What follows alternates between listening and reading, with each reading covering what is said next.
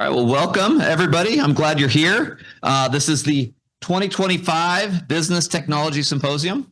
My name is Rob Crossler. I am the chair of the Management Information Systems and Entrepreneurship Department. We're excited to have you here, both in Pullman, and this is being recorded and uploaded onto Zoom. So welcome people on Zoom as well. This event has a long history in the Carson College of Business of bringing top-tier technology professionals to give you a cutting-edge look at what's going on in industry. Today's no exception. But before we introduce our speakers, I would like to acknowledge the attending Board of National Advisors. So if you are a member of our Board of National Advisors, please stand up so our students can get to see you.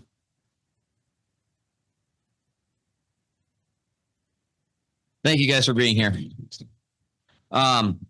We appreciate everything you contribute to this event and to the college and to the department and helping to ensure that our students are well prepared to enter the workforce as capable professionals. Another acknowledgement I would like to make is that this event would not be possible without the financial contribution of today's sponsors, Steve and Cindy Tarr, and Mike and Amy Dreher. Let's give them a round of applause even though they're not here. Students, if you missed it on your way in, there is a swiper that was outside. If you swipe in at the start and the end of this event, we will get you your amplifier credit. We'll also make sure that list of names is given to your faculty if anybody is bribing you to be here with extra credit. And now let's go ahead and get the program started. I'd like to welcome our MC for tonight, who will be interviewing our guests. Professor and faculty member from the MIS department, Joe Campo. I asked Joe if he wanted me to give a long-winded introduction, and he said no, so that's all you get. Also joining us on stage is Joe Guptill, Chief Information Officer of Guimont Capital and Chief Executive Officer and owner of VMS Technologies. Or technology, it's not plural, right? Over the last 25 years, Joe, who graduated in the class of 1998 in Management Information Systems from the Carson College of Business at WSU.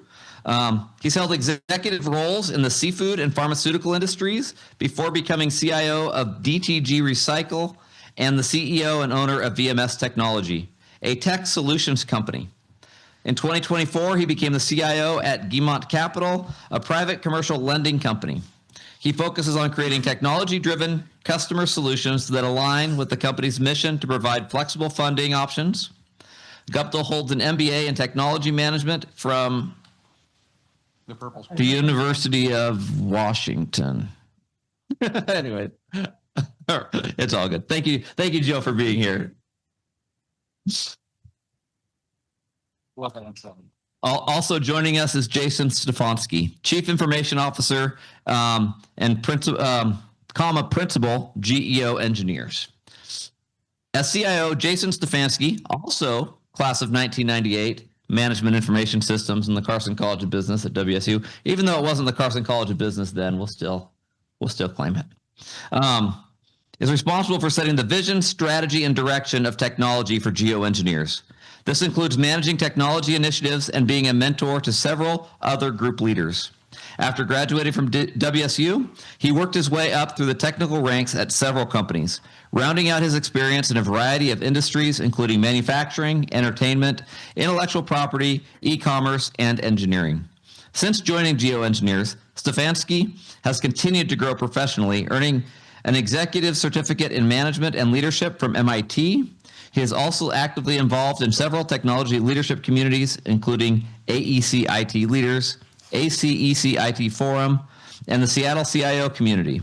Stefanski's interest in mentoring carries over to his personal life. He's been a soccer coach for more than 20 years. Gentlemen, thank you for joining us, and I will turn the show over to Joe. Thanks, Rob. All right, so it's always good to start at the beginning. Gentlemen, how did you get here? How did you get to WSU? Where did you come from? What was that part of your journey? How much time do we have? We have a lot of time. Okay. You want to start? Sure. Go for it, Joe. So I'm from a small town in Washington named Electric City. How did I choose WSU? My parents, actually, my dad told me I could go anywhere. I then looked at Arizona State and said, "Oh, this weather's great." And he said, "Well, you can go anywhere, but my money's going to Wazoo." So that helped me narrow things down. I'm now the second generation. My daughter's here, so she'll be the third generation Cougar.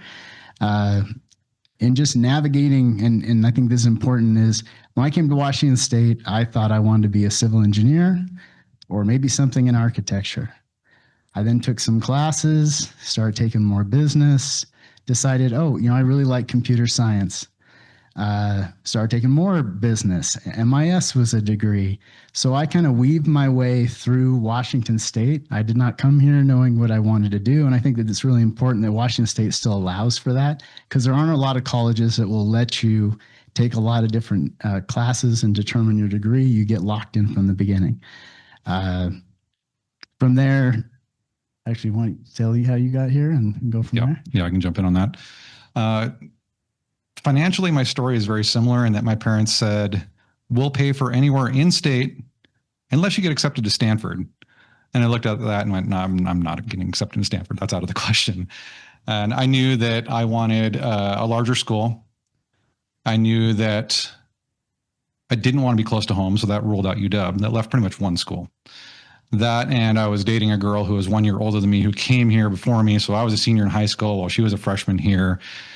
I got to visit her several times, fell in love with the campus. Even though we broke up not too long after that, I just fell in love with Pullman. And it became my home and kind of went from there. I also wanted to be part of a Greek system and got my letters on today. Went through the whole rush process, that sort of thing. And then similar to Joe, I didn't pivot as hard as you did from engineering. I was always in the School of Business. I came in thinking that I was going to be an accounting major because I was good at math. And then I went through a couple accounting classes, thought, well, I don't really care for that. I really like my economics class.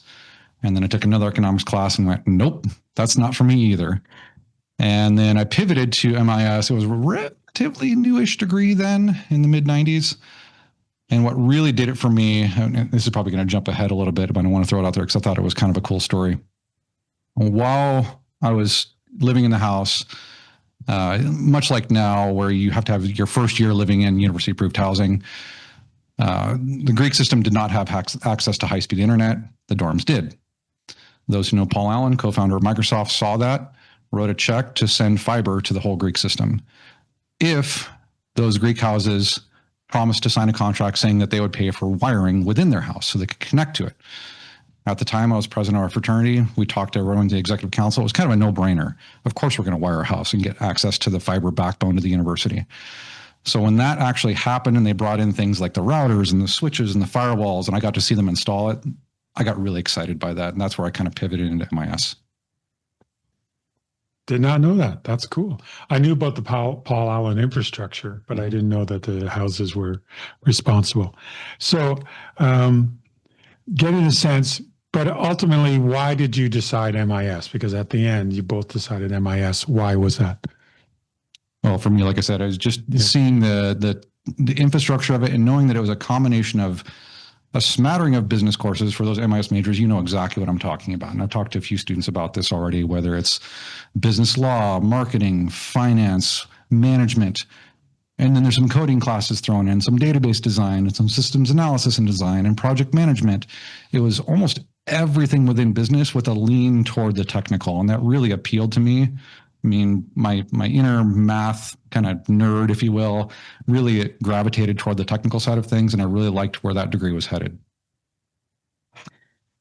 When I ultimately just decided on MIS, I really liked the programming because I could, program something, see it in action. I liked the business side of things. I liked, databases and structures and accounting. And I liked the quick application of technology. I think that's what really kind of, drew me to MIS. So you've got, the operations of business, but then the applications of technology to that business. And so that's what really kind of helped me focus in on, why an MIS degree.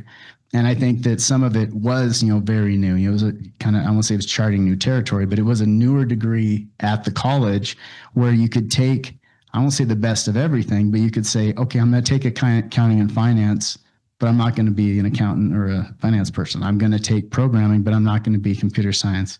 I'm going to take database and structures. But again, you're using a lot of different disciplines again to further business. And I liked, being that broad. Excellent. I really like that. For me, MIS covers the whole gamut of business. You have to understand everything. You have to understand how all the organization works. What were some of your memorable experiences? They don't have to be strictly academic. While you're here, like what were some of the great experiences you had, or something that sticks out? Rose Bowl, 98 Yes. Rose Bowl, Yeah, number one. Yeah. sure. One specific memory, besides the road trip down there and all the fun that ensued with going to Rose Bowl, playing Michigan, still missing out on our 2 seconds at the end of the game, for those who know that story. I remember lining up outside of Beasley to get tickets to the game, get student tickets, and Ryan Leaf, the quarterback, walked around with boxes of donuts because it was early in the morning, thanking students for buying tickets and supporting the team. And I just thought that was really cool. Do you want something education wise? Sure. That's kind of why we're here. Not necessarily.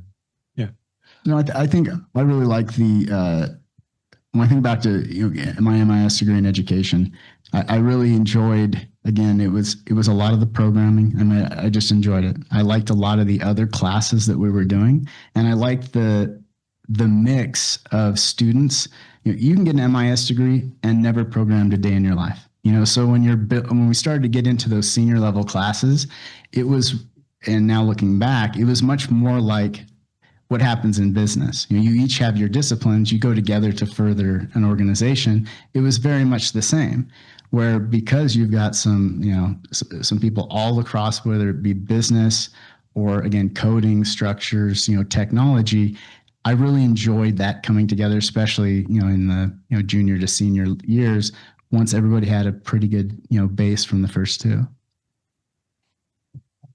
Were there any lessons that you learned while you were here that still inform how you carry out your roles in your careers? I feel like I took the last one. People start, or I can jump in. The one thing that really stands out for me, it's honestly not anything specific with my classes. It's from being in a fraternity, and I was president for 2 years, and it was the interaction with people and how different people are motivated and how they tick. That really translates to what I do now, is just the connection with people. And I talk about this all the time. One of my passions is leadership growth. I enjoy helping to grow my managers, because if they're a good manager with their people, it makes their team better. It's an exponential effect. I learned some really hard lessons. It was very, very difficult being a fraternity president. You're like the dad, where you are ultimately responsible for anything that goes down. You have to reinforce the responsibilities that happen there. And I was talking to Joe, I do have a little bit of PTSD from it. But at the same time, I would have rather have learned those lessons, and even had somebody ask me, well, what would you change? It sounds like you had a really hard time. What would you do differently? I said, honestly, I wouldn't do anything differently, because if I didn't learn those lessons then, I wouldn't be as resilient as I am now and be able to understand how to manage people and what motivations are, and that everybody's different. Everybody's unique. Nobody's going to be the same. And just learning how to build trust and build a team. I think that was the biggest thing, my biggest takeaway that I still use today. I think mine was probably from my freshman year. I probably had way too much fun here at Washington State. Grades weren't the best. Considered, okay, am I gonna keep going forward? I then essentially aced my next 3 years. And what that taught me was, sometimes you got to, put your head down, spend the time, do the work. That at any given time, you can turn it around. And I think, kind of keeping that mindset in that, my freshman year, this was all new. It was great, the freedom. And then after that was, okay, where am I going to go? But now it's, head down, let's do the work. And I still had a great time. Obviously, Jason and I had a good time while we were here. Everything was great. but was able to really, kind of focus and really, and work hard and really get the grades and, get the success. So, you can always turn it around. You can see this in business and projects. You can always pivot, but it's really, how to, turn something maybe is not going so well and make it into a success. Great. Let's pivot now to the start of our careers. So both of you have I like your undergrad stories. It wasn't just you had the idea of exactly what you would be when you started here. Was your career the same way, or did you have a clear idea of what you wanted to do once you graduated? No, I'm not surprised. Who does? Yeah, so I guess I'll just start off with, I think if we did, think about this and talk about it a bit ahead of this, is that, I think that there was always this theme, coming out of Washington State, getting my first job. I was kind of like the extra hand in a support organization. And then, how did I really get started? Well, you just have a good attitude. You start learning customer service. You start, you've obviously got a manager or a mentor, somebody who's moving you forward. And then as other people would leave the organization, hey, here's the person that takes care of the email server. Oh, hey, you know what? I'd like to do that. Okay, great. You do that. Oh, hey, there's this program that we've developed. The consultants are on their way out. We're going to need tweaks in the future. Oh, hey, I would like to do that. I'm interested in development. Okay, great. You do that. The database administrator leaves. Hey, I'm already doing these other two things. I'd like to do that. So it's really just, having that attitude and saying, I'll give it a shot. I'm sure that at the time, maybe the manager was like, well, we just have this, we have a position here. We should fill it. But if somebody is eager to do it and I don't have to go out and hire again, fantastic. So kind of use that as these stepping stones to really, and to say like, well, I did have this in college, I could be doing that. I did, have this in college. I'd like to do that. And I think just having that great attitude, and I can tell you, coming out of here and having hired a number of people, I can always train. It's very difficult to train interpersonal and attitude. So, I've kind of carried that forward in when I do hiring, as well as I think I brought that in trying to help me, navigate my early career.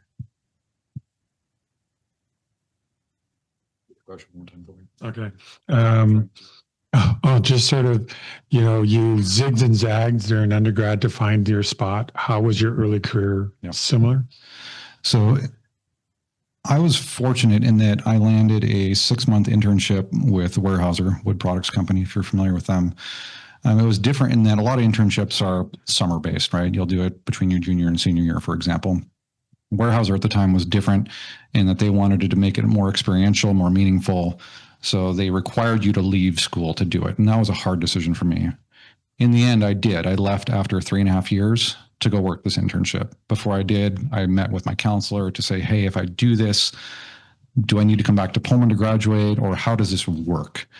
And the good news is they said, well, the internship itself, you'll get 12 credits just for doing this internship for 6 months. And here's the other 2 classes you need to graduate. I can help you find those classes that are equivalents at schools on the west side. I lived in Renton at the time. And so I said, great. I can still graduate on time. I can go get paid to do an internship. I can get experience. So I was fortunate in that, and my wife is an MIS degree also. So we talk about this, how I know a lot of you may experience this where you'll graduate and go, shoot, what do I do now? I need a job. I was fortunate that, and I recommend this to anybody in the crowd here, work with your career services department. They are amazing. Everything from resumes to interview practice to knowing where internships are at. I mean, you guys are lucky now that you have Handshake. That was not a thing for us. But there's plenty of opportunities out there. You just have to go and actively look for them, work with your career services department. So that's where I found this internship, interviewed for it, landed it. It was a great experience. Once I got there, similar to what Joe explained, I was open to anything. I mean, I didn't really know anything practically from a business perspective. I mean, I had the theoretical classwork that you all are learning, and that's great. But I didn't know how to do customer service. I didn't have a job that was along those lines other than working some retail jobs in high school and that sort of thing. So I was fortunate that I had a team member. She's still very close to my heart. It's this first generation German lady. She was like my second mom. She was another support tech who took me under her wing. She was my mentor, taught me how to do customer service and not be afraid to get on the phone and talk to somebody and work through the issues. And, if you get stuck, you got a whole team you can work with, learning that teamwork aspect. And then before you know it, eventually somebody's going to come to you with a problem that they have and you can potentially solve for them. And in my case, it was somebody who was dealing with a simple database issue. And I was like, well, I've had some database experience from school. Let me see if I can look at it. And I did. I was able to solve it. Nobody else could fix it for her. And I just jumped in there because it was fresh in my mind. I had learned it here at Washington State. And she was very happy. It was a very simple fix, but I got her moving on her way. So that wasn't necessarily pivoting to additional work, but just I was able to help somebody with something that nobody else could at the time. Pivoting from there, moving a couple jobs forward, I was still doing support role, and kind of like Joe explained, we had our email server person leave, and our IT director said, "Hey, Jason, would you want to learn Exchange Server?" Yes, absolutely. So that's where I got into learning messaging systems, and that kind of helped my career take off into the technical route, which I can talk further than that. But the point is just being open to opportunity. You don't have to know what you want to do. That's okay. Work with your career services department. They are amazing, and I'll leave it at that. Excellent. But the next thing I want to talk about is, like me, I imagine both of you had some early challenges and setbacks. How did you deal with those? Early challenge and Careers, no any careers. We already talked about how you handle them in school. You just put your head down. But yes, fine. I gotta think of a good story for this one. Do you want to take it?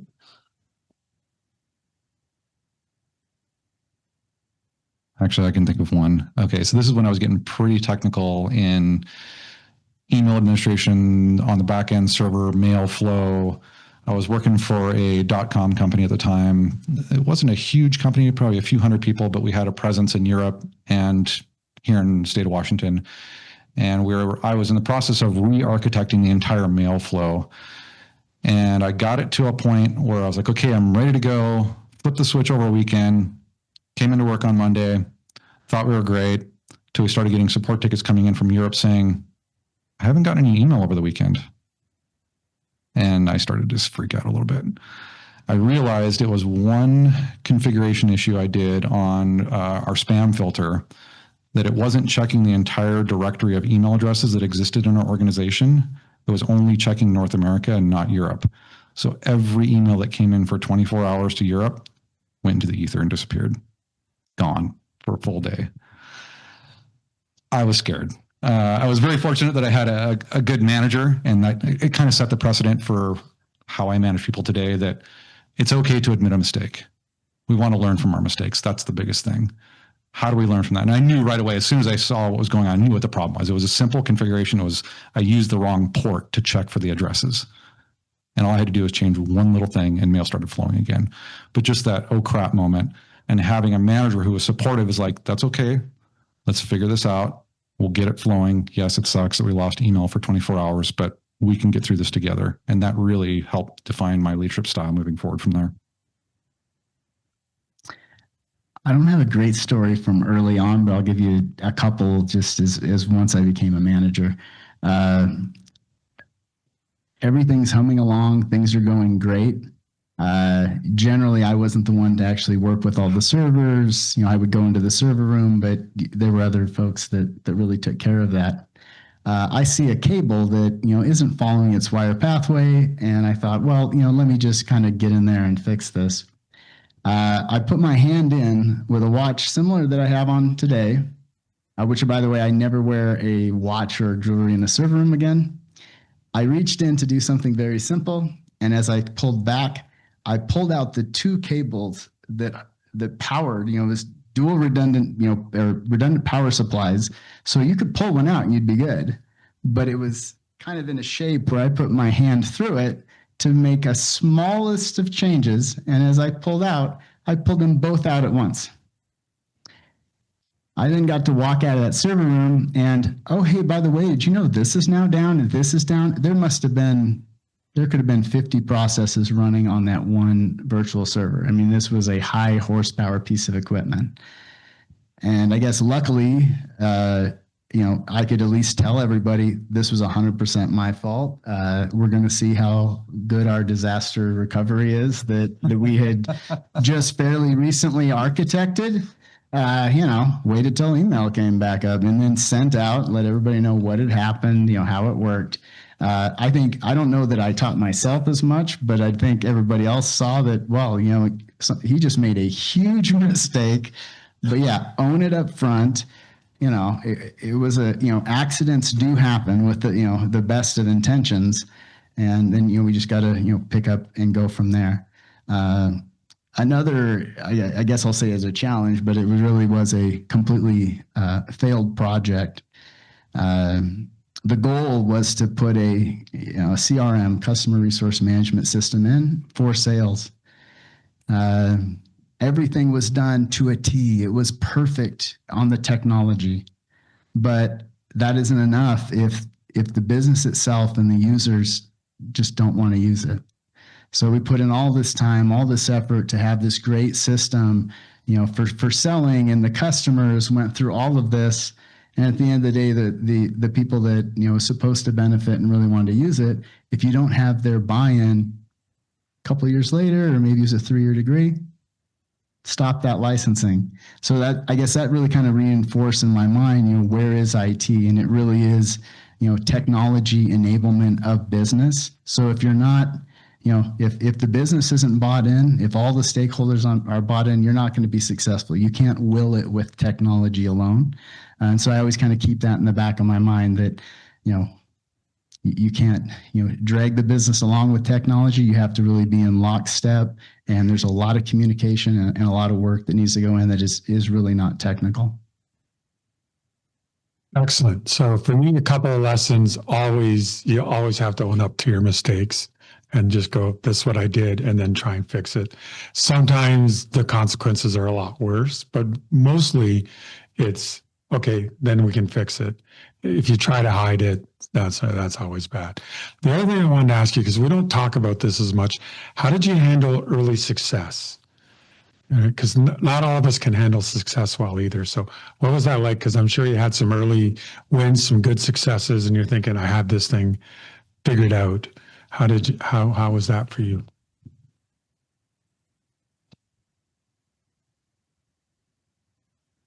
I didn't know I was a stumper of a question. No, I've got a few stories. I'm trying to think of what the best one to answer your question is. I'll probably tie into that the story that I just finished about the wrong configuration. I put in the wrong port number, so we dropped a bunch of email on the floor. Once I got that correct, that was the end of that project. That was a 6 or 7 month long project of getting email flow, and the ultimate goal was to simplify and to really reduce the amount of spam coming in the front door, because this was, I'm trying to think of the year it was, we'll say early 2000s, and there was not great technology for spam filtering, and we had the latest and greatest piece of hardware for it. It was a lot faster. So I never was one to necessarily toot my own horn or get super excited about it. It was more a sense of relief that this massive project that was done, that a bunch of people in this company, highly technical, this is a .com company, said it couldn't be done. And I did it. And that felt good to me. And I had a fantastic boss, the IT director at the time. You heard my bio. I've been a soccer coach. I've been a soccer player. I played on the men's club team here. I'm a big soccer fan. At the time, I remember who the friendly was. It was like Manchester United versus somebody. And my boss said, go buy 2 of the best seats and put them on me. Congratulations. Good job on your project. And that was amazing to me, because he knew, going back to my earlier point about understanding people and what motivates them, he understood me. He understood what motivated me and what I was excited about, passionate about, and he hit it right on the head. And that was the best gift I could have gotten from that project, because I wasn't going to go out and be like, yeah, look at me, I'm amazing. That's just not who I am. But he gave me the perfect reward, and it didn't cost him that much. I think it was maybe a couple $100. But for me, it was amazing. And I was super thankful to him. We still stay in contact 20 years later, even though he moved to Austin, Texas. And so it was not how I handled success necessarily, because I haven't really been one to, like I said, toot my own horn or get excited about it or anything like that. It's more just like a sense of relief. Like, this is great. okay, what's next? That's probably the biggest thing for me is what's next? Cool, we solved that problem. What's the next business challenge we can help with?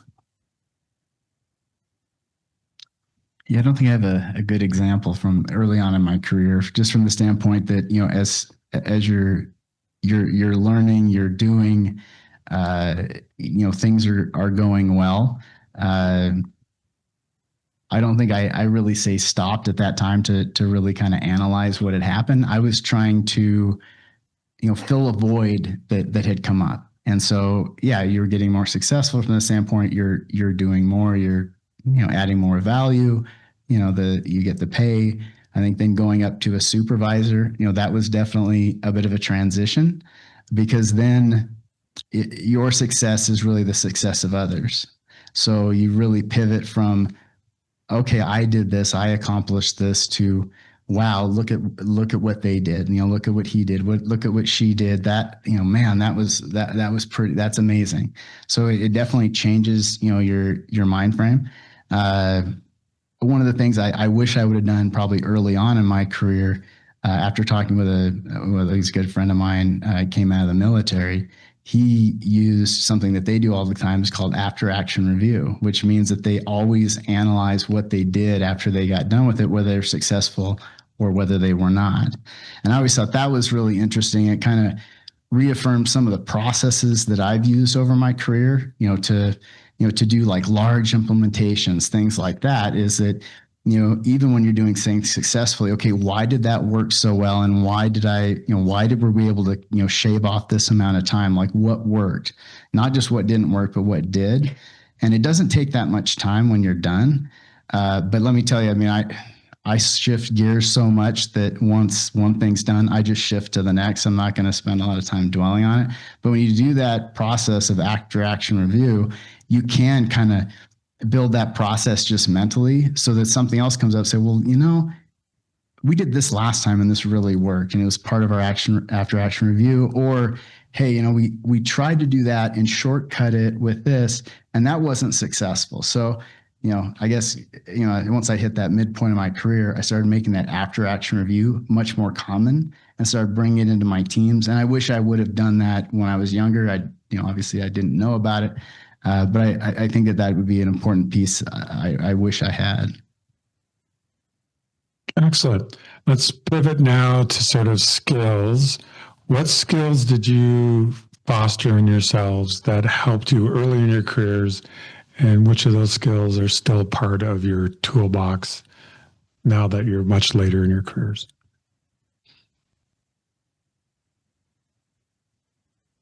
And they don't have to be strictly like a technical skill, but okay, I'll tell you, absolutely programming, databases and structures, and accounting. And it's only because so much of business really boils down to, okay, on the programming side, like, can I look at a problem and see it from a technical mindset? Databases, you're constantly trying to get structured data so you can pull, information, back out. And when I say the accounting is, generally speaking, how is business, what is success and failure?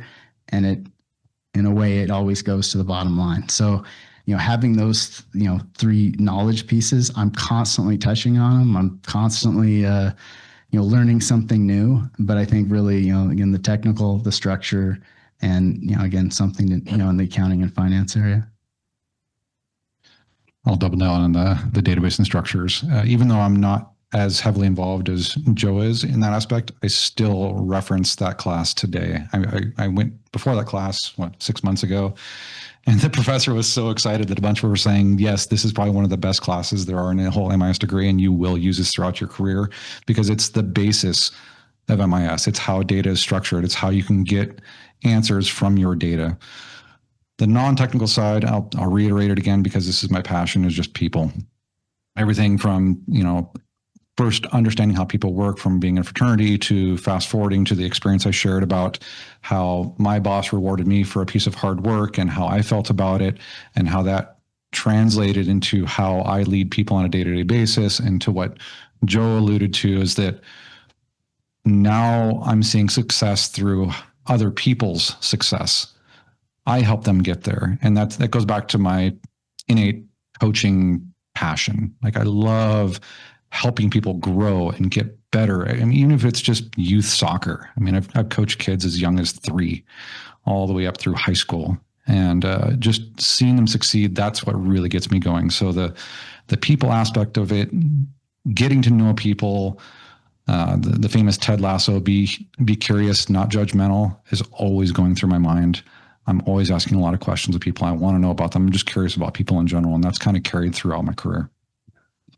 Excellent. So how can students start to, what skills do you think they need to bring? Obviously database, but are there any other skills that they should try to work on while they're here that will help them move forward in their careers?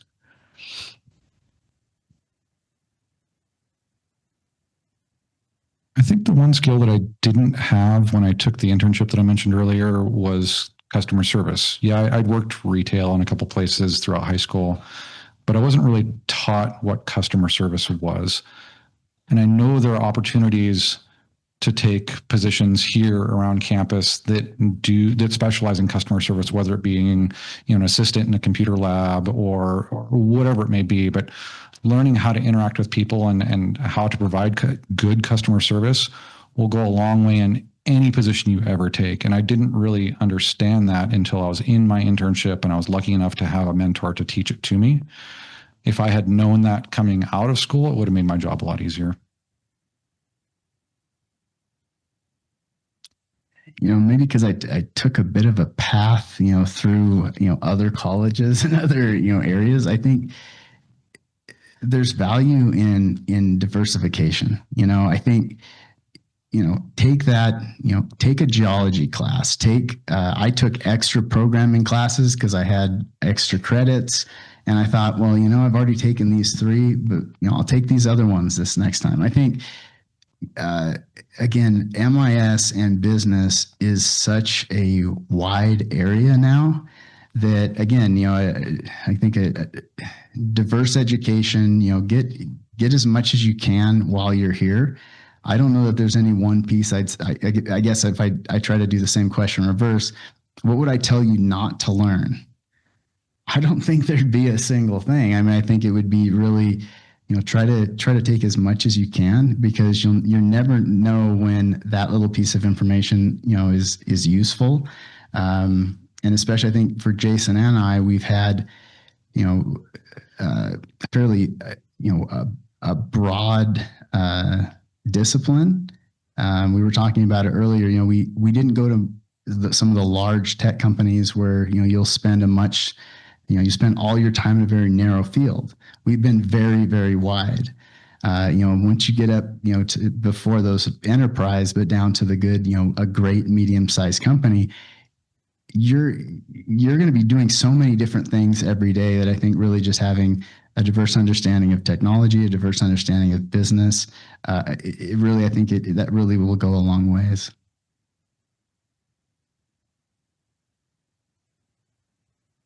So what I want to pivot to next, so we've spent a lot of time talking about skills and those sort of things. How important is networking and mentoring, both being a mentor and a mentee? And how important is that to your success?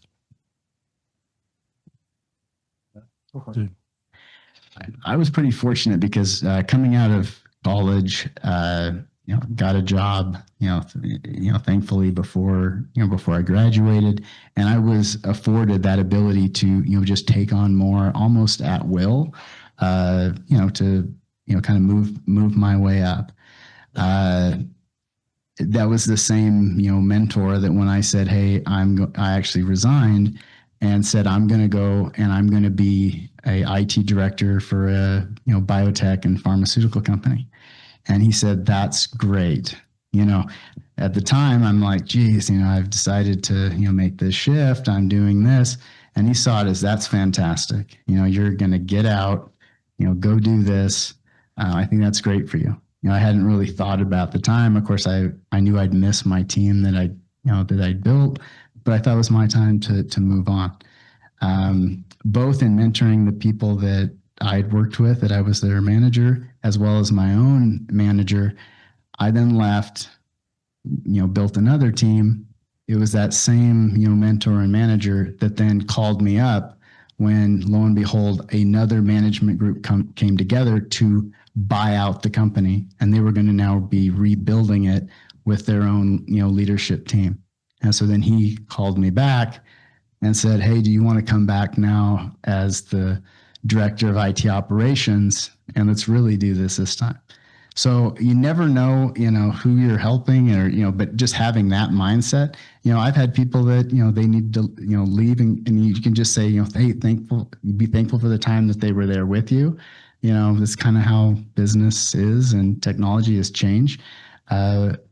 But I always kind of go back to kind of that process, that, having a mentor that was really happy to see me go, as well as happy to have me come back. And, since then I've also left yet again, but just having that kind of relationship and being just, upfront and open. And I've had the same, issue or, situation myself. I have a bunch of the same sentiments around mentoring, being a mentor, having a mentor. I'll give a plug for the mentorship program here at Washington State. I'm a mentor. I have a mentee right now. Please take advantage of that. It's a great program to connect with folks like Joe and I, just one-on-one on a monthly basis, to help guide whatever questions you have. Because even though, obviously our knowledge about specific issues here are going to be dated. It's been 30 years since we were here.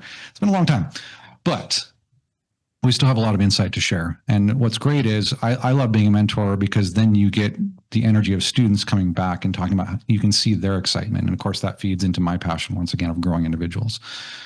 But I wanted to touch a little bit more on the networking side of things. Please get your LinkedIn profile set up, get them cleaned up. If you have a mentor, work with them on getting a good profile. That's the beginning. It's the social media of business. You have to be on there, make connections. It still holds true. It's not what you know, it's who you know. I can tell a couple different stories. Well, one I'll tell right now. The company that I'm at right now, GeoEngineers, I've been here almost 12 years. I first landed the job. It was a director of IT. I've since been promoted to CIO. But the way I found out about it, I saw it posted. I went on LinkedIn. I saw somebody that I played soccer with. We played indoor soccer together. He worked for, I was working for an engineering firm. He happened to work for an architecture firm. So we talked a lot already. A lot of the same issues in the same industry. Architecture and engineering are kind of tied at the hip. And I saw that he was connected to the outgoing CIO of the company that I was interviewing for. And his name was Jason also. So I hit him up and I said, "Hey, Jason, who do you know over at GeoEngineers?" Sorry. "I see you know Kurt over at GeoEngineers. He's the current CIO. Can you connect me with him just so I can give him a call, maybe have lunch with him, just to find out about the job? Like, I don't want to do a formal interview yet. I don't even know if I want to apply yet. I just want to learn more." He said, "Absolutely." He got us on a text thread. "Hey, Kurt, meet Jason. You guys should have lunch together." And so I started chatting with Kurt and said, "Yeah, I'm just interested to learn more." He was very open to that. We met for lunch. We talked about it. Seemed like it was a good fit. I then went and formally applied. And because I had already had a conversation with this gentleman who was the outgoing CIO, he was an engineer by trade. He was stepping down out of the tech field and going back to just engineering. And it almost fast-tracked my application. I still had to go through the interview process and all that, but it made it a lot easier. And that's not the only time that's ever happened. So it just makes it a lot simpler. And that's not always going to happen for every job you get, of course. But networking is huge. Meet people, be curious, find out who they are, what they're interested in, connect on LinkedIn. Because now that I've been on there, and Joe, you've been on there for years and years and years, I think it stops at just says 500 plus connections. It doesn't show how many connections you have anymore, but I'm always looking at, like, who do I know from this company? Who do I know that's connected to this person that might be a second connection, something like that. Becomes a lot easier, even if it's just trying to solve problems in your current environment or the business that you're in, and you just need to find somebody else who's experiencing the same thing.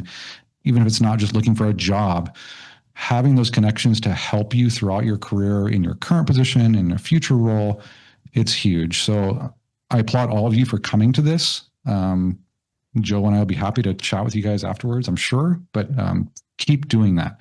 And I know that a lot of people say, yeah, being in Pullman, it's hard to network because it's kind of isolated, right? You're not on the west side. You're not in Seattle. You're an hour and a half roughly from Spokane.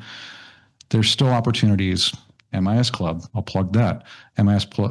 Club will talk to people like us, and you'll get to know us, and we'll connect you with on LinkedIn. I've gotten a couple of random connection requests from LinkedIn, and my rule is I will not connect with you on LinkedIn if I've not met you in person.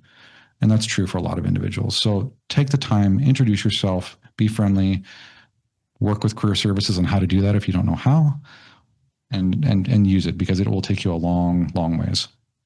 But I will say, if I see a connection reach out to me and I see that it's already a connection of Jason's, then I'll accept, because I know how others work. And so it's really important, again, to get out there on LinkedIn, because you never know, your first connection or second connection can give you an in at either a job that, you'd like to have, or just to chat. Jason actually, in my couple of jobs ago, he had a job that was teed up for himself. Somehow he shifted it over to me. I then reached out to just find out about the company. I ended up taking another, a different role, but I would have probably never went out to the job market, taken a look, learned a little bit more if I didn't have, again, another connection that thought, hey, this could be interesting for you. So it is, again, it's the Facebook of business. So I would, say, get out there, get your profile up, start making connections. And you never know. I mean, we've now known each other for a long, long time. You don't know how many other people in this room that, all of a sudden this connection is, you've had them for years and years and years. Excellent. So mindful of the time, I want to jump to something that's probably on top of everyone's mind. How is generative AI changing the workplace and business? And how can our students be prepared for that change? Because we're seeing a seismic change in things like entry-level jobs and that sort of thing. So any thoughts on that would be helpful.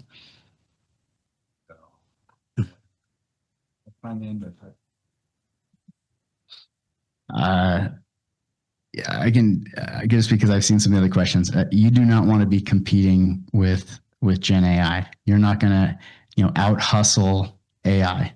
So you really want to be the one that's in the driver's seat, and you're using it for a productivity enhancement, not to fight against it. So I think, getting in, leveraging AI, and, it's going to give you a lot of help. Let's say it gives you maybe just the 80%. But out of your 100% amount of time, spend that extra 20% on the quality side. So, again, it's going to increase your productivity. It's going to help, but, you're not going to be able to take away, it might even give you the answer, but you're going to have to, work on, again, that extra 20%. You're going to have to validate everything you get from it, but that should take you far less time. But I think you want to use it as your productivity enhancer, because everybody else will, and they're going to be using it in all facets of business, not just MIS, not just technology, not just programming. It's going to be on everybody's desktop, and they're going to use it all day, every day. I don't use Google search anymore. Generally, I am now right there with GPT. I put it in there. If there's something I want to read, an article I want to reference, give me the article, and then I'll look at it. But I mean, and I'm behind. I'm not on the bleeding edge. Like, I think a lot of, I'm looking at some of our board members that are on the consulting side. They're going to be more on the bleeding edge. I'm talking about your everyday meat and potatoes business is going to be using it nonstop. The great thing for you guys is this is really at its infancy. We were talking about it earlier. I would guess that 90% of average medium-sized businesses probably just barely scratching the surface. So as you get more experience in it, that's going to give you a leg up.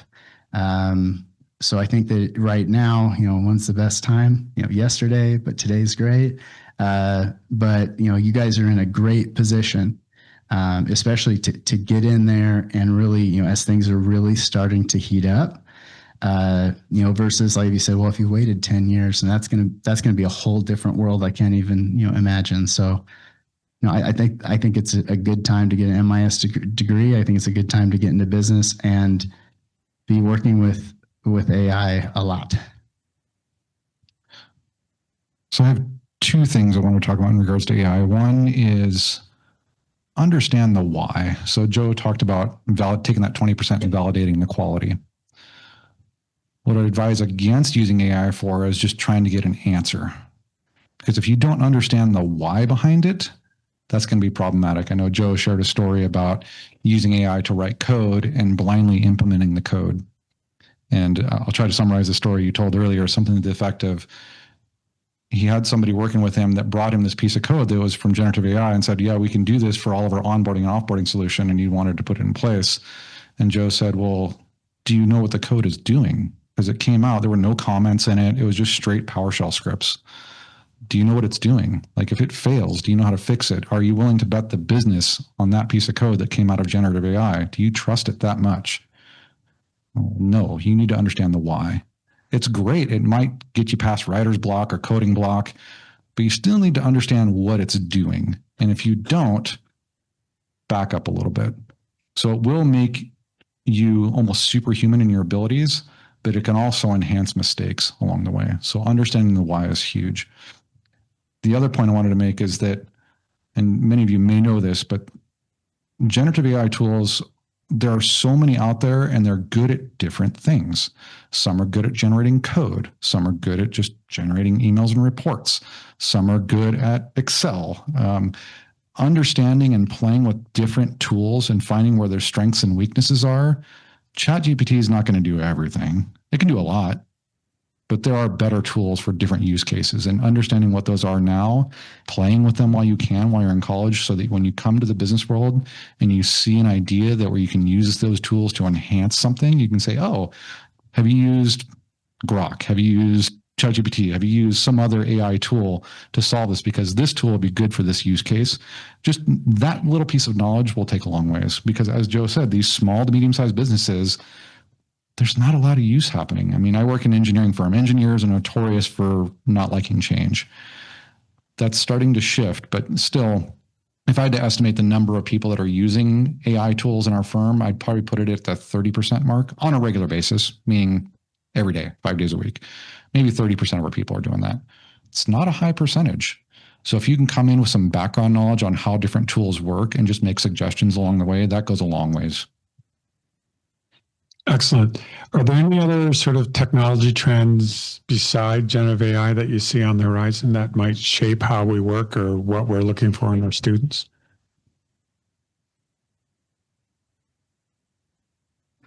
The only thing that really comes to mind for me that I'm really curious to keep an eye on is just quantum computing and how that's going to change things. It's kind of like generative AI. It's very promising and very exciting and very scary at the same time because of the sheer power of it. I look at it, my mind went, you look at the environmental impact of AI, and some of you may have seen these studies about, and I'm probably going to quote this wrong, but it's something equivalent of, 100-word email created by generative AI uses enough cooling water, like 1 bottle of water for that one email. So if you're doing something complex, how much water are we using to cool these servers to create this? And is it really worth it from an environmental impact perspective? So I think about that. That's where my mind goes. I'm somewhat altruistic in that regard. But then I think, well, if quantum computing is going to be that powerful, will it require a lot less water and to cool down the heat? And will that solve that problem, that environmental concern? That would be nice. I don't know. It's very theoretical right now, but I still think about things like that. And I don't know where it's going, but it's something that I kind of keep an eye on the side. One thing I've just been watching lately, and I think it probably falls under maybe more of the machine learning than AI, as well as it might be around what Jason was saying, just the speed of computing. Now, and I'm really interested in things that really touch the physical world. All this stuff with coding and stuff. I mean, I think that stuff's still, important. I was given this example where, let's say you've got 1,000 construction people, out in front of you. Now you actually have the horsepower and processing to look at 1,000 individuals and see the one person in there that doesn't have the hard hat, and to be able to say, hey, this person isn't following protocol, alert the manager. There's things that now that it's so fast, the speed of things is so fast that, things that, human couldn't do. I mean, how many people would you have to be watching? Things that are happening at the stadiums, you see there's a lot of, I don't know exactly what they do, but just the things I have seen, because the speed of processing, you can have cameras on a freeway and you have every single license plate. I was watching another one. It kind of touches into AI a little bit, but it would just watch all interactions between people and traffic and basically evaluate near misses, but it knew it to exact footage. Like, I mean, you can talk about, just lots of traffic, and it could watch it the whole time and identify when something got too close. It's something that, humans can't do. You can't sit there and look at it close enough to be able to say, hey, you know what, we should probably move the cones over. This is a little close. So there's just, that speed of processing is really, enables so much of the technology, and I like it myself. I really like it where it does touch into, the physical things that we do every day. It's something I'm keeping an eye on. Yeah, that's excellent. I think something that we need to be aware of is, we've all been in this industry for a long time. We've seen a lot of change. I'm seeing change at a pace that I've never seen before. Like, you don't have years to wait. Like, this is happening fast. So the ability to adjust, but also to come up with new ideas of how you can use these technologies to do different kinds of things. When you're talking about cameras and AI, it's now sorting fruit faster than people could in any way do that sort of stuff. I find that sort of stuff interesting. Cognizant of the time, let's sort of wrap up with what piece of advice would you give everybody? Like, is there something that you think is kind of important that you would like to share with these students? Well, they've already made the best decision I can think of. Yeah, you're here at WSU. Have fun. Enjoy yourself. College is awesome. It's a lot of fun. I still look back on my years here, and it was literally some of the best years of my life. Yes, it's a lot of work. Yes, there's a lot of pressure. What are you going to do after you graduate? But please take time to enjoy yourself. Have that work-life balance. If you learn it now, you'll know it in your professional career. Joe, I'm sure you know people who stack up their vacation time. They never take vacation. Don't be that person. You'll get burned out. Same thing is true in college. Have fun, enjoy yourself, get some diversity in your learning. I still think, you made me think I totally forgot about a class. I took entomology 101 just because I needed a lab science, and I learned about bugs. And it was so fun. I enjoyed it. It got me out of my wheelhouse of MIS classes, and I had a lot of fun in that class. Well, do I use that knowledge today? Maybe here and there. My wife likes to garden. I understand insects and how they work and that sort of thing, but it was interesting. It rounded out my learning. So diversify, have fun, enjoy yourself while working hard. I think the piece that I would want to leave you with is, I do think that what's changed from when Jason and I were here to today is I really would recommend taking a look at those internship opportunities, after your junior year. Jason, I didn't know very many people that went and got an internship, went that route. Most of us were going right from, learning it in college. It was, a fairly hot market, going to get a job. I do think that the job market has changed. Getting that first job, having that internship, I think is very important. So reach out, it doesn't have to be deep into tech, but just so that you're around it, you're around what is you've had an experience in business. I think that is something that now most employers are looking for. They want to see, some demonstrated, business experience, because there's so much you can do talk about your education. But I think when you can articulate how that, something you learned in education, and boy, I could really see where I could have done something like this at this internship I had over here. When you can translate that technology that to something business that you saw, I think it just does give you a leg up. So I would recommend, if you can at all, to get some time, with an internship, small amount of time, volunteering, just to help you with that first job. All right, thanks a lot. So we're going to take a break in a minute, but just before we do, I have a little gift for the two of you. So if you could just hang in there for a couple more minutes, and if you can hang in for a couple more minutes, and then I can let you go if you have class. But I think you should stick around, ask some questions, that sort of thing. So just give me 1 sec. So you talked a lot about like general uses for AI in work, but what do you use AI for in your day-to-day jobs? And you talked a bit about how you shouldn't just use it to find answers, but how to use AI in a broader scope for your day-to-day job and operations. For me, I'll use my most recent experience writing board reports. So I know what I want to say at a high level to the board. I have an idea of what our technology strategy is, and I know what our overall business strategy is. So what I'll do is I'll start writing the report in my own words, get what I want to say on paper, and then I can take that, copy paste our strategic plan, the entire thing, or really the high level. There's like 6 main key points that we're trying to hit, 6 pillars. And I've asked it to take what we're doing in technology and said, help me tie it to the strategic plan. And it does. And it's not right. That's the key. You have to understand the why. I mean, it was close. It was really close. It got me 85% of the way there. And it said, for this must-win battles, we're calling it, we're doing this, this, and this. For this must-win battle, we're doing this, this, and this. And I looked at it and went, oh, the heavens parted. Everything was great. Until I started reading through it and went, no, that doesn't fit. And I had to reword it.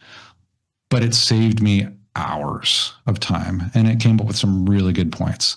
I had to tweak it, but really it started with what was I trying to convey, and it just helped me put it in a more professional manner. And then I prompted even further to say things like, hey, tone down this type of language, write it in my voice because I've used it so much it knows what my voice is like.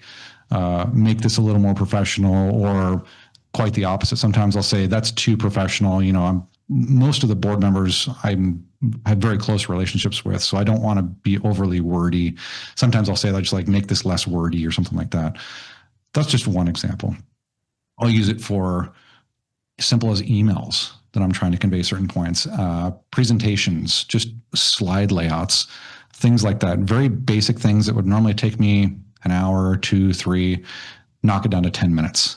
And then go from there and get me past the writer's block. But the key thing, once again, is understanding the why and then doing the quality check on it to make sure that what it came up with is what you are trying to say. So it's a great tool to help you, but it's not going to do your job for you necessarily. I'll give you a couple of examples. So first one is, you probably went on Google, you've seen a million, where people are reviewing different things. When that's your company, you can pull down a lot of different data. Where was the person from? What time of day? All these different things, as well as how many stars. And inevitably, there's always some free form space, where they can say, I like this, I didn't like that, this was good. The nice thing about taking that out in a structured format is that you can put that into AI and say, do people from California like this better than people from South Dakota, so you can put a lot of things in it and then have it spit it out and then validate, okay, does that jive with the data? Sometimes it does, it just gets it wrong. Sometimes it's just spot on, but you have to do the check. The other part that I really like with AI is that you can take very unstructured data, that free form, like, what did you think of this hotel? Or what did you think of this? And say, okay, give me sentiment, the top 5 sentiment by state for, and then give me the examples. Give me 5 examples that meet that, sentiment. And you can go through, and it does a very good job. It'd take you days to go through 1,000 of these reviews. Maybe not days, but it takes you a long time.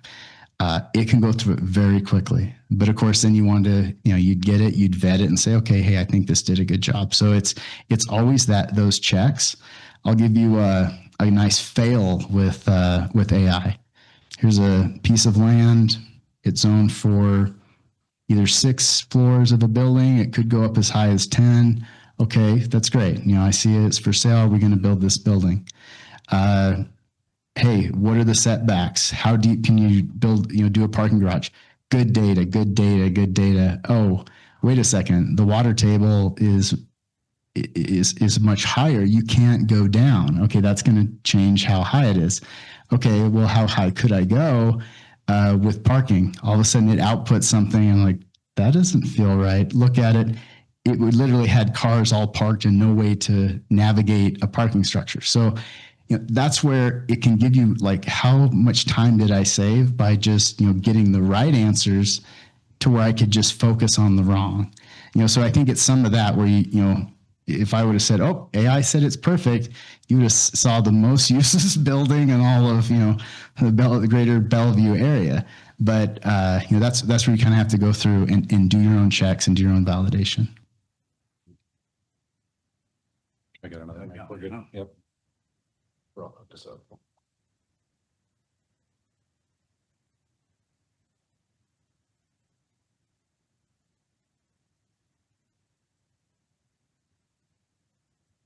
Hello. I'm really bad with mics. I was the public speaker for my high school, so hopefully this is better than the one there. But my question is, as a CIO or a manager, it's easier for people like me to ask questions because I'm a student. But when you guys are faced with a problem that you can't solve, who do you guys run to? Do you guys understand my question? Oh yeah. Okay. 100%. We don't know everything. We have a lot of experience. We don't know everything. Really, it depends on the problem. And sometimes I'll just start with whoever's closest to me. If I know the context of the problem and I know like a general department, I might work with a fellow executive that's close to me, whether it's HR, accounting, legal. I might go to them and say, "Hey, here's the problem I've heard about. Who should I talk to in your organization?" It's best to be humble and admit you don't know things and just start asking. You may not get the right person the first time, and that's okay, as long as you've already built up that trust within your organization and people know they're going to direct you to the right place. If I did hear your question right, it would, immediately my mind's going off. It's subject matter experts. And, sometimes you can find those, within the company you're at. Sometimes it's like you're saying at a manager level, but that it becomes very important is to identify who are the subject matter experts. We're generally speaking, we're applying technology to meet the business need.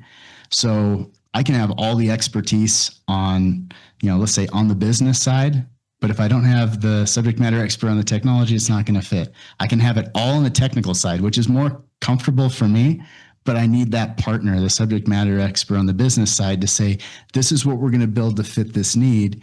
Do you think this is going to work? So it's never bad to ask, there's no such thing as too many questions. I've went through, it's called RFPs, requests for proposal for large accounting packages, where there were literally thousands of questions that all had to be answered so that you could really understand, is this better or is that better? So I think it really comes down to just trying to find those subject matter experts. And if you don't have one, you can just say, we need a subject matter expert in this area. I think, hey, does anybody else know somebody who really knows this? Or is there a company you're aware of that's done an implementation, with these variables? So it's absolutely okay to look out. The last thing you want to do is get in hot water on thinking you know something when you don't, or just leaving something to, oh, we'll figure that out later, sort of a thing. I think it's nice to identify that stuff up front, and you'll just have such a better project. Thank you. I appreciate it.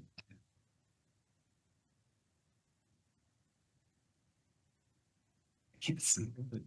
Just blinding. This side's not so bad, but over here. Thank you. Hi, nice to meet you. I'm Yuki. I have a question about the blockchain. My perspective is that its core value is the ability to confirm the integration of information without manual intervention, and I believe it will have significant impact on data management. Whereas blockchain having enough impact to eventually supplant traditional data management methods like conventional database? And if so, what kind of application do you think will lead the way, and over what time format? what time frame do you project this adoption will occur? Sorry. If I understand the question correctly, is around blockchain technology. So you're asking about the second half I heard was the adoption time frame, and then the first half was So what it will change the database systems. I mean, now we're using the FKL or the thing, but it might be about to change this kinds of system. the best person to answer this question, but I'll just give a high level response to it because I've not personally interacted with blockchain technology just because of the industries that I've worked in. Working in engineering, I've worked in entertainment and manufacturing. So there hasn't been a lot of need for blockchain technology where you have a general ledger that's being updated by multiple people at once. So I don't know that I can speak too much about it. I don't know if you've had any experience with blockchain at all or have any predictions. I don't like to predict anything in technology. I'm going to put that out there now. I know I had somebody else asking about my predictions for quantum computing. I'm like, no, because any prediction I throw out there is going to be wrong. I've learned that over and over, so I don't predict anything. I'll give you like one piece, but I can't answer the timeline and the predictions and things like that. So it was some time ago, but blockchain was something that was new to this, new to the scene. We thought it had a great application for farm to table. So in the business that we were in, the example would be you catch a salmon in Alaska. How can I follow that salmon all the way to the dinner plate when it's on a restaurant that you order it from? With blockchain and done right, you could actually take it and every time it hit all these points, you just add to the chain and you can find its whole history. Like, well, where did it get caught? At what time I think it's just that the technology systems at the time, and I don't know that that's changed, they were set up in more of a traditional transactional base. It wasn't set up to just keep, modifying that blockchain so that, salmon A, boom, boom, boom, boom, it builds the blockchain. And just by that, you can dig into its entire logistical path. I do think that there, for logistics and especially where you can move and again, see that history, I think it would be powerful. I just haven't heard anything more since that time that we started to look at it. I wish I knew more about it.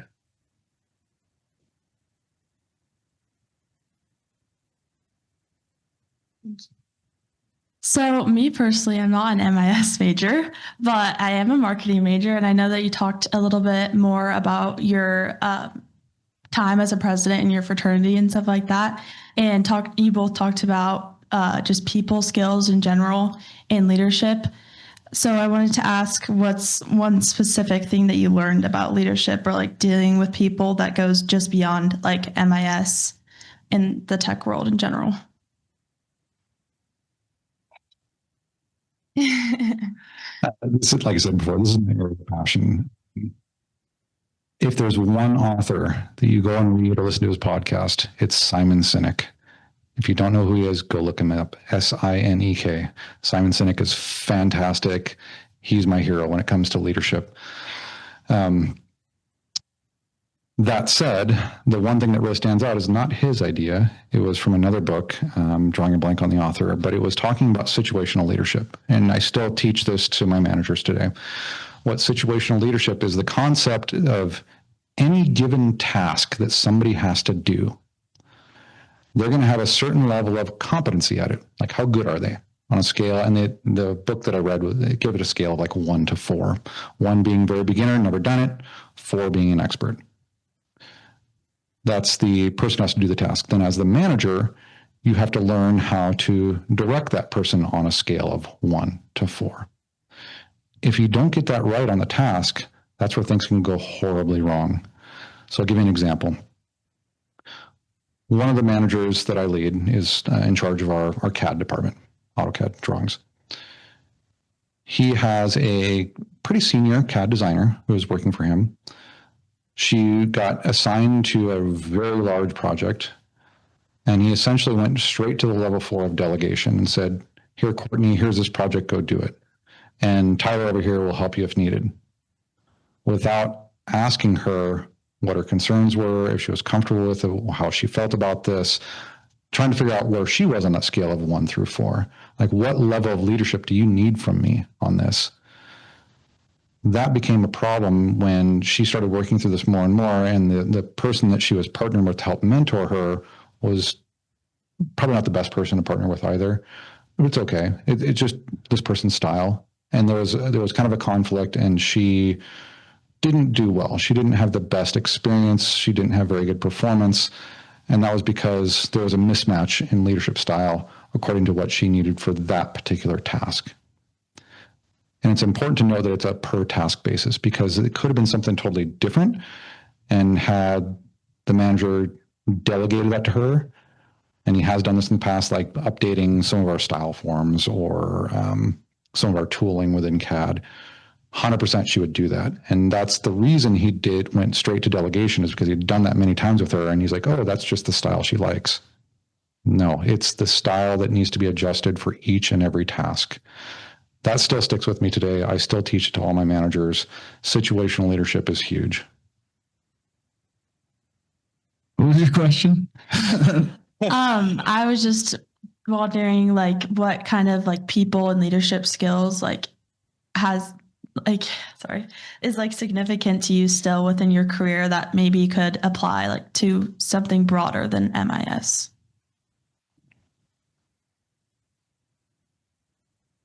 I don't think that there's any one that I would kind of direct you to. Everything that I've worked in has been so team-based that it really becomes so much more emphasis on communication.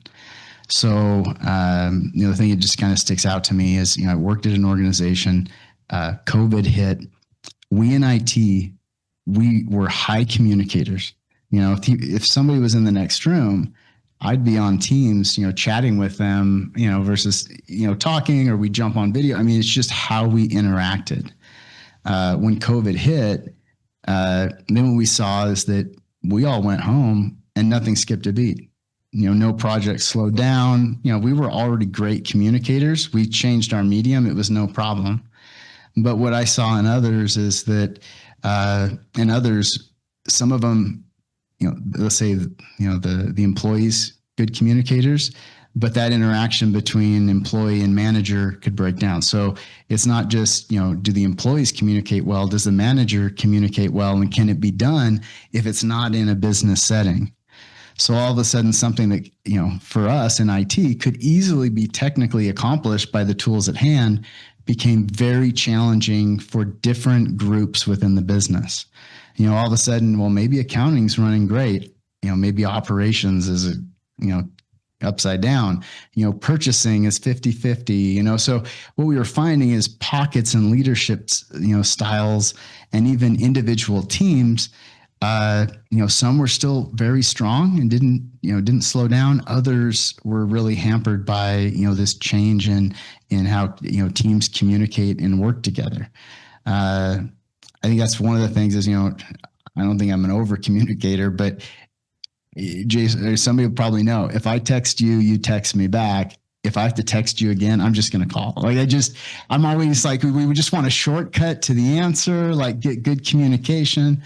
So that's where kind of I've really kind of leaned on is, how do we do this well with good communication and have everybody present in the teams, not to over meet, but to make sure that, if there's a problem coming up, Monday morning, how are you doing? How is this going? Like, let's go through it. Let's understand. So, I don't know if there's a good shortcut because so many teams are made up of different parts.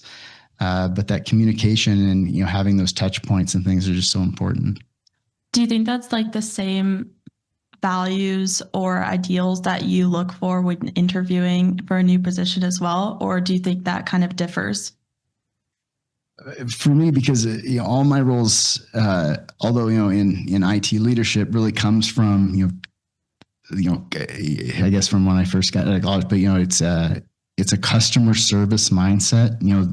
My clients are my intern. If I was a consultant, I'm a consultant working inside my company, and my clients are human resources and HR. So, in working in non-technical companies, but providing technical leadership, I need to align tech to what they have. So kind of always keeping that mindset. And in a lot of cases, in the roles that in companies I've worked in, we need really good communicators, because there can't be really a barrier between the technical mind and the business mind. So we need somebody, again, good customer service skills, good interpersonal skills. They could be the best, whatever technically, but if their impact on the business is diminished, then that's going to diminish, our role overall. So it would always be, more valued in the roles I've had to be a better communicator and have more interpersonal skills in again, kind of medium-sized business. Thank you. Hi, are there any mistakes that you see young professionals make early in their MIS career? Or I guess on the other side, is there anything that any advice you would have for young professionals just starting out in their careers?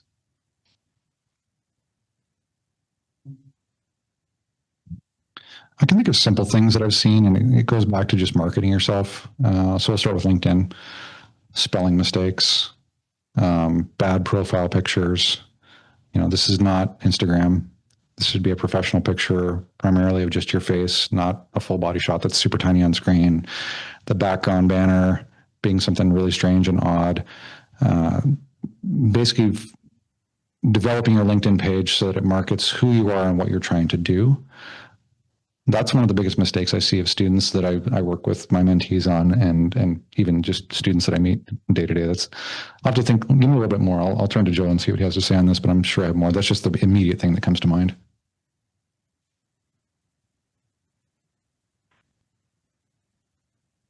I guess as I've talked to just my daughter's here, she's a senior. There's a lot of friends are seniors. And I know I was the same. I put a lot of weight on what that first job at a college was. What would I be doing? How did this work? Is it the best? Is it this? Is it that? I think, get in, learn, you've got your first job, stay there, make your decision on how long you want to stay there. And then, pivot, once you've got some under your belt. So just don't think that one job would be the end all be all. I've known plenty of people that I just want to work for Microsoft, and they get in at work at Microsoft and they're like, now I just want to work for Amazon. I know it gets built up in your mind, and it's really, think about, well, hey, I'm going to go there. I'm going to do this job. I really want to learn, get a little bit more of a career mindset than the job mindset. Because in our business, everything's about change. Microsoft can, all of a sudden they kill divisions, get rid of hardware, things can just happen. It's a lot of change. So I think just having that more career vision and what you want to do, and not, any specific job at one point in time. I mean, you might find that this is the job, this is my place, this is my people. But don't put so much on your, don't put so much weight on your shoulders that one job is the end all be all. And I'll key off that by saying that my daughter is sitting in the audience. I will not point her out and embarrass her, but she's sitting here right now. And the reason I mention that is we talk to our kids about this all the time, but it's very important. It's that follow your passions and the money will come. Don't chase after a job or a major because you think it makes good money. It might at first, but you may end up hating it, and then what? You might see another job or a major that you think doesn't make much money, but if you're really passionate about doing that, go do it. I tell my kids, I don't care what you major in, be passionate about it. Go follow your dreams. Go do that thing. Getting back to the lady who's here, she has left, it looks like, but one of the models that I use all the time when talking to either the managers that I lead or even their direct reports, I refer to it as the COP model. It's an acronym. It stands for competencies, org needs, and passions. Think of it like 3 concentric rings, like the Olympic rings, right? Competencies is what you're good at. P is for passions. What are you passionate about? O is org needs. That's what does a business need from you? And when those 3 intersect, you're in a perfect spot. Competencies, you may be really good at something, but you may not like doing it. And vice versa, you might be passionate about something and you're not good at it yet. I want that person. I want somebody who's passionate and willing to learn, because I can, like Joe was saying, we can teach technical skills all day long. We can't teach passion. We can't teach, trust. But if you're passionate about something and you're following your dreams and you want to learn and you're hungry and you're willing to and open to experiences and opportunities, that'll take you so far. Thank you. Something we hear a lot here is Cougs help Cougs. Have you had any experiences with this? Like, have you helped another Coug? Have you been helped or mentored by Cougs? Like, do you have any experiences that you could tell us about? I recruited Joe to the advisor board.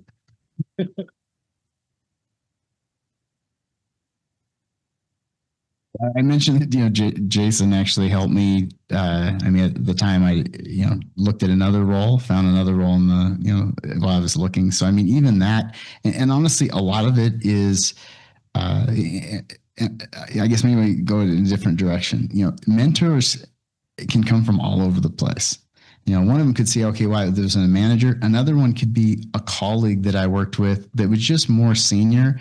And so, could kind of give me that gut check of, it's not that big a deal. Or hey, you're going to want to, spend some extra time on that one, so it can come from all over. I definitely, I wish I had, was in larger organizations where I could say, if I was at Microsoft, well, I know we're going to hire this many people. I haven't been in organizations that were so large that I could, I could say, hey, I know we automatically have, 100 internships available and things like that. But this is the kind of thing where Jason and I we've been part of other leadership communities.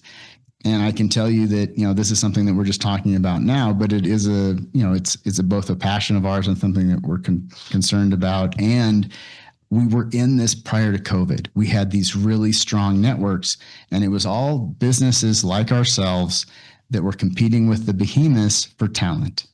And where can you get that? Well, you can get that at Washington State. So, even though I don't have any great things to offer everybody today, it's something that I know is on the top of our board list is how do we get you internships? Because that's how you get roles. That's just how the world has changed. And then we are actively trying to think of, how do we re-engage with those leadership teams, again, in those medium-sized businesses, because that is a constant issue for them, but they don't have the time either to develop large internship programs. But as a whole, they can offer quite a bit because, onesie twosie across a number of different companies as part of these groups. So it is something that, is a passion of ours and something that is a concern and something that we want to develop. I just don't have any great stories of, I plucked this guy out of, here, and this is, what happened. I've worked with a lot of Cougs over the years in consulting and, in other things, just not specifically at the student level. But again, Jason recruited me into this board, and that's something that is on one of the tops of our list. Thank you.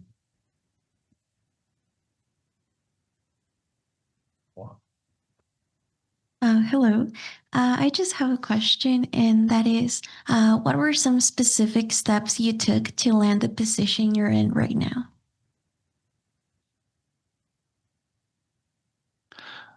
So I've been at this company I mentioned earlier, going on 12 years now. And when I first landed the job, it was a director of IT role. So I'll talk about the steps to get to the C-level executive level. I was very fortunate to have a CEO who believed in me, wanted to see my growth. He saw my capability. I was already managing the same 4 teams that I am today. And he looked at me and said, Jason, we need to get you to the CIO level. We need you to get the seat at the table with the board, but I need you to help me out to help sell this to the board. I said, great, what do you need from me? And he's like, since you don't have a master's degree, what I want you to do is look for a program, what could be a professional certificate program in some kind of management and leadership. I don't know if you heard the bio, but I ended up during COVID, when we had plenty of downtime, I went back and online through MIT, they had an executive leadership and coaching certificate. And that was a fantastic experience. I ended up taking 6 courses throughout the program. One of them was negotiation skills. Love that. I use it almost daily now when we're dealing with software vendors. And it's great to know that all the executives on the team go, if you ever need anything negotiated, even like a car, call Jason because he'll get you your best deal.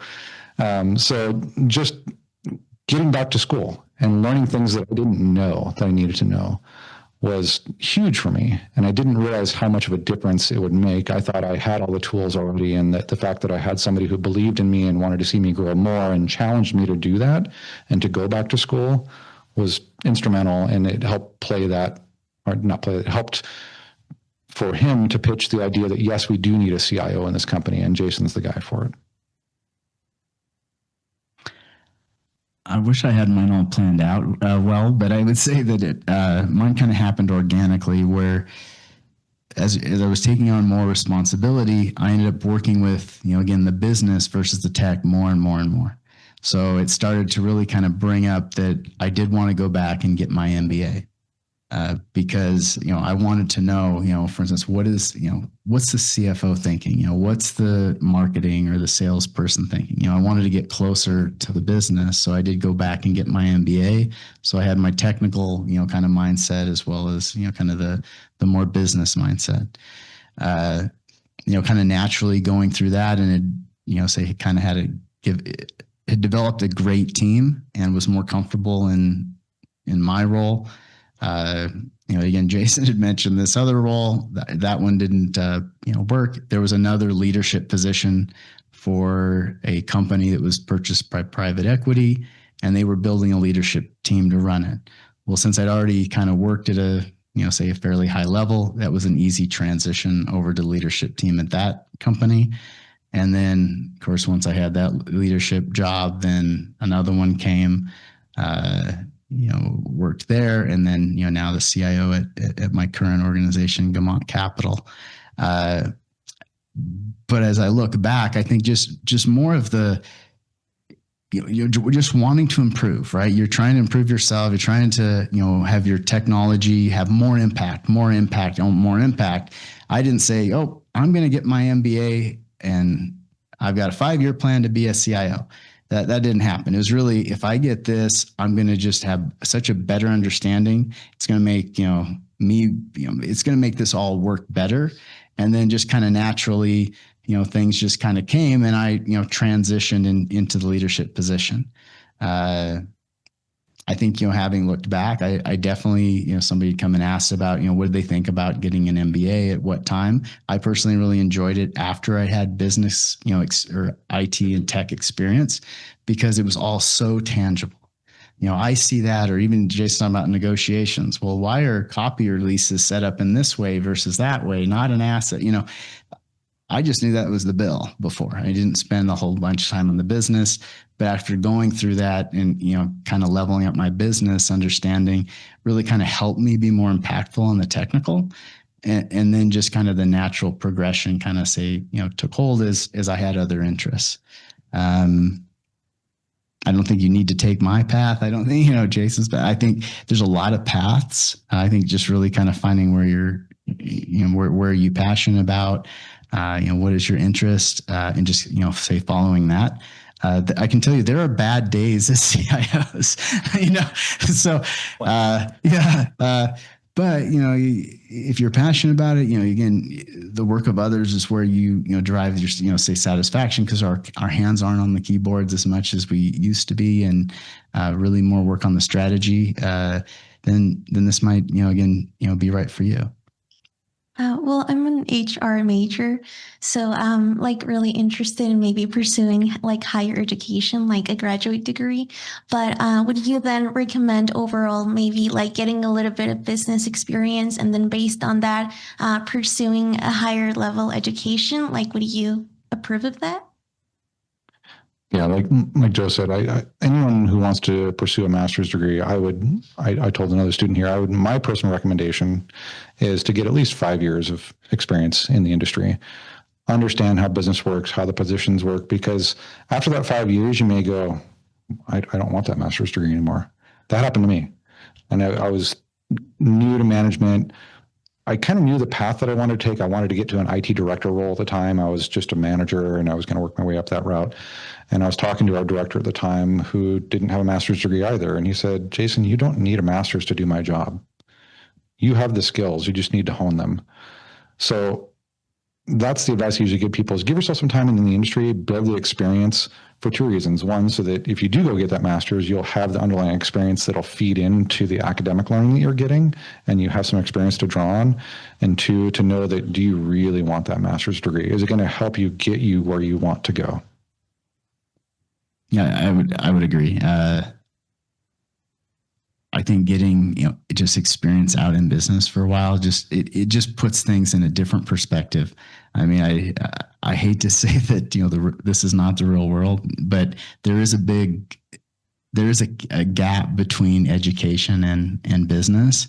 And I think, once you're out in a little while, you kind of see, well, hey, this is good.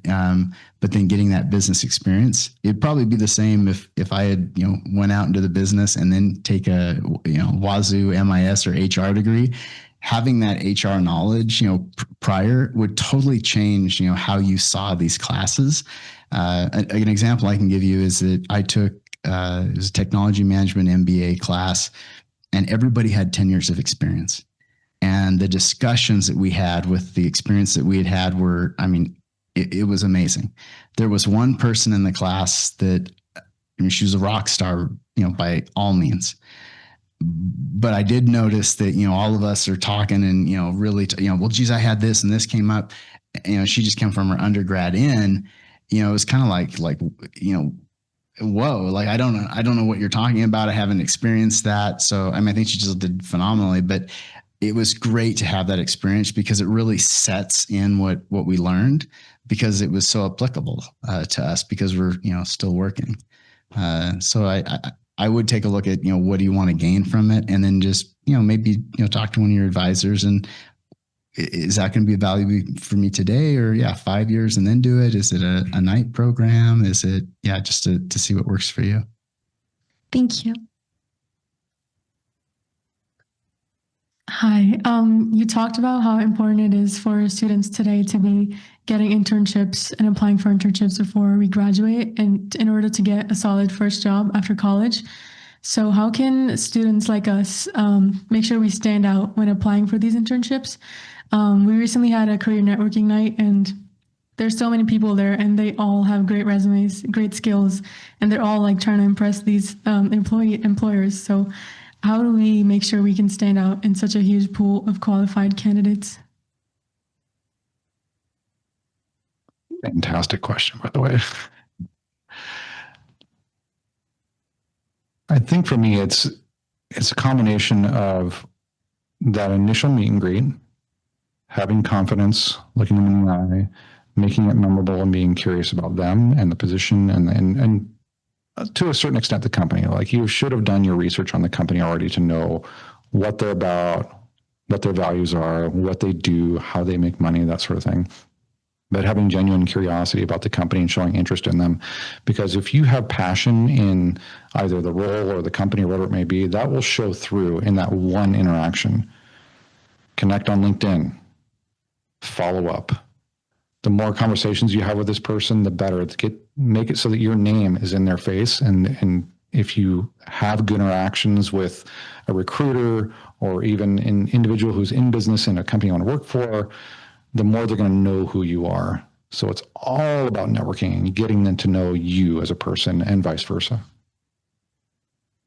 I would just tell you, it is hard. Have had many roles where we had 150 resumes, on day one.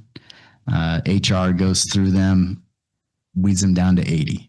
Then it comes to a hiring manager. How are you going to go through 80 resumes?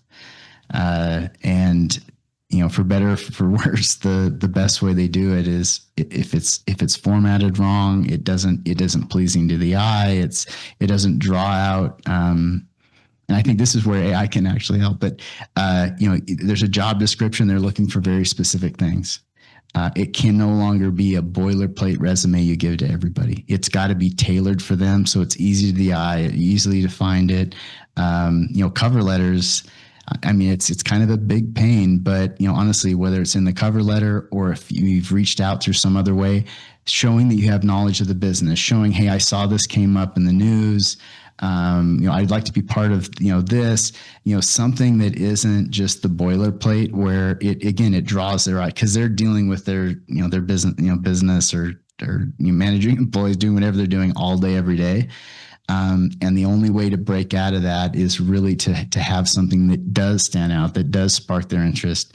I had somebody who was a programmer, and he put in the top, he had his LinkedIn. That's a common thing. He also then had his YouTube page where he had, hey, my name is so-and-so. I'm doing this. I came from here. This is my bio. I'm applying to jobs and this is theirs. Just wanted to, make it personal and thank you for reaching, And I thought, I have never seen another person, do that. I'd like to at least, this is during COVID, I'd like to at least talk to this, person, because his resume jived. He had the cover letter, and I saw something that, again, I'm looking at so many, and was another person, but he passed this over to me, and I could click on it. Having it very, very easy and moved pretty quickly. It is tough, though. I can tell you that I've been on that side of 150 just stacked there. And how do they get fatigued? I mean, it's just, I wish I could say the best candidate bubbles to the top. I don't know. I can say is that I feel for it. It is tough. I mean, that's the only shortcuts I can think of is, again, a dedicated resume to the individual or to the business, draw out those specific points that they're looking for, make sure that cover letter is solid and shows that it's not just something that's mass emailed out. So that way it sparks their interest. Thank you. I will be making a YouTube channel. Hi. So I had a question along the lines of risk and sort of cybersecurity. And I was curious, with each of your guys' respective companies and work experiences, how do you guys think about risk management? Are there certain frameworks or principles that sort of guide you in thinking about risk management and risk mitigation, whether it's, developing a new technology stack or working with your current infrastructure and just information in general?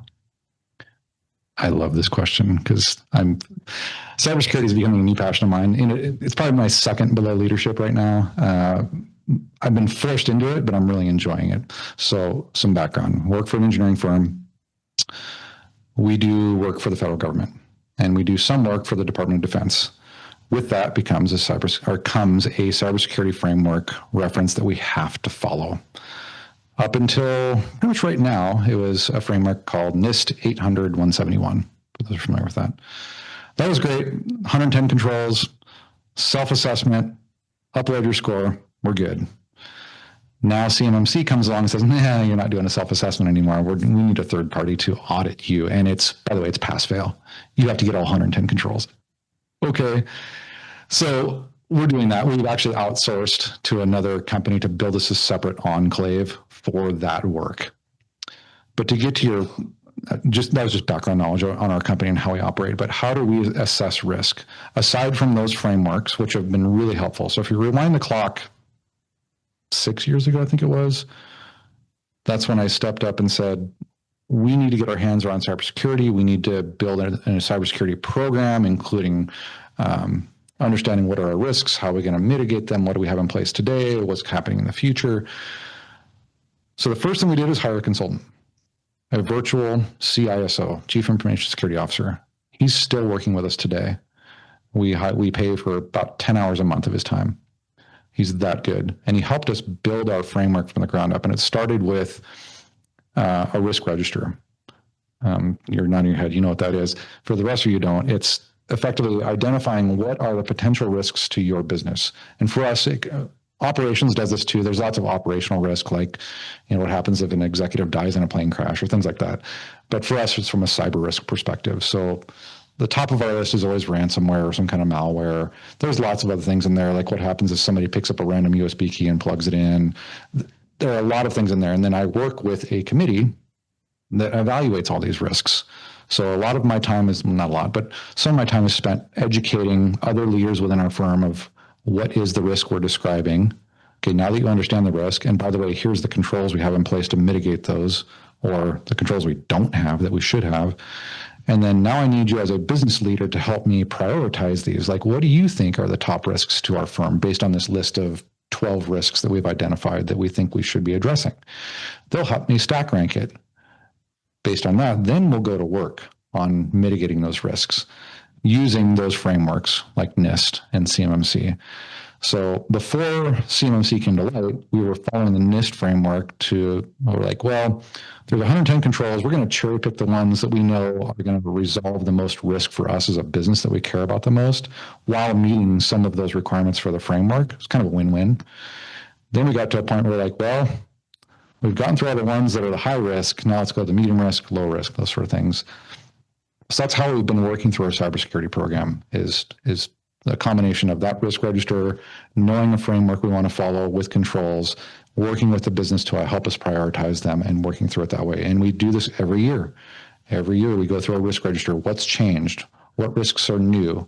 What risk is just, we need to drop it off the table. It doesn't matter anymore. We don't care about it as a business. So it's an annual process to renew that risk register and then keep marching forward and getting better with our security stance.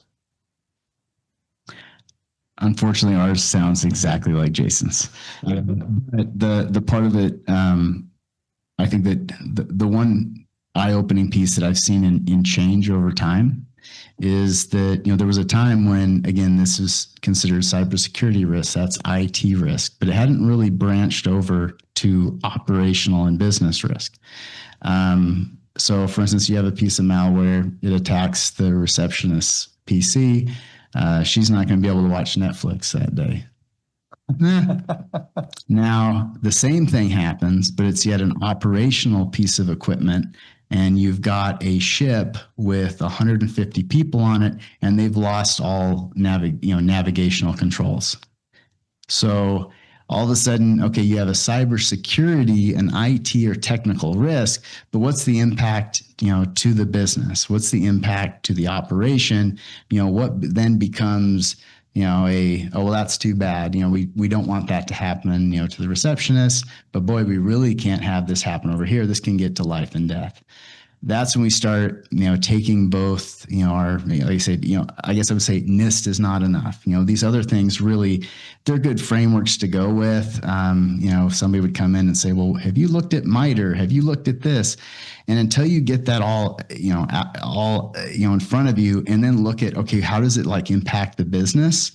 It really doesn't, I think it doesn't help you identify, how much money would you spend to mitigate a risk if you knew it, controlled, something, again, this important versus something else. Now, it might all get encompassed in the same program, but that's what really helps. I think it's maybe, Jason, what you were talking about is, bringing operations into this to say, here's our program, this is what we're trying to protect, but you want to protect, your crown jewels. And, some other things, it might still be encapsulated with it. But if it happens there, it's not as impactful if it happens over here. So I do think, because thinking way back when it was all about, well, if you're a public company, you need to have this in place. And are you, SOX compliant? And somebody would say, well, are you SOX compliant? And we'd be like, yep. And they'd say, oh, great. And we'd say, you can be SOX compliant and absolutely have a catastrophic event. It's not enough to protect the business. So I think most businesses today now see that, these frameworks are good. So we're all speaking the same language, but it's going to be unique because it's really, okay, how impactful is it for its application? So I think it is great because we can, talk about the same control. How are you doing this? How are you doing that? And then certain controls, are only, maybe in effect in a certain part of the business where we're not going to spend time, in another. I will say that one area that, we touched on a little bit with AI, that's an area that I'm really concerned about because the ability of AI to mimic a person. And there, we went through a whole program called I think it was called the human firewall. But I've had, I can tell you just issue after issue after issue, which was really the human element that, we couldn't prepare for or we, was the weak link. And with AI being so good at tricking people, it's going to open up a whole nother paradigm. Yeah, I'll go along with that too. So can I cut you guys off because we're hitting 3? Go ahead. And I want to make sure students have class or whatnot. They feel like they can get out of here. I'm going to make a selfish plug is what they were just talking about. MIS 374, we've been talking about the exact things the last couple of weeks. So I'm going to pick this part of the recording and make everybody watch it, I think, because you guys say it way better than I do. So anyways, thank you, everybody. If you still have questions, hopefully these guys have time to answer some more informally. But I appreciate you all being here. Can we give these guys a round of applause? I appreciate them. And we will have BTS again next year. So if you're still in town or you want a reason to come back and visit, I think every year we do hopefully this good. We strive to be as good as we were this year. I think we usually are pretty darn close to this type of information, right? So last year was spot on. And I always love what I learn, bringing executives here to share with us kind of what's really going on. So again, thank you guys. I'll throw one more thing out there. 2 kids here now, the third one in January. I'm probably here 10 times a year. So if you see me on campus, introduce yourself. We talked about networking a lot today.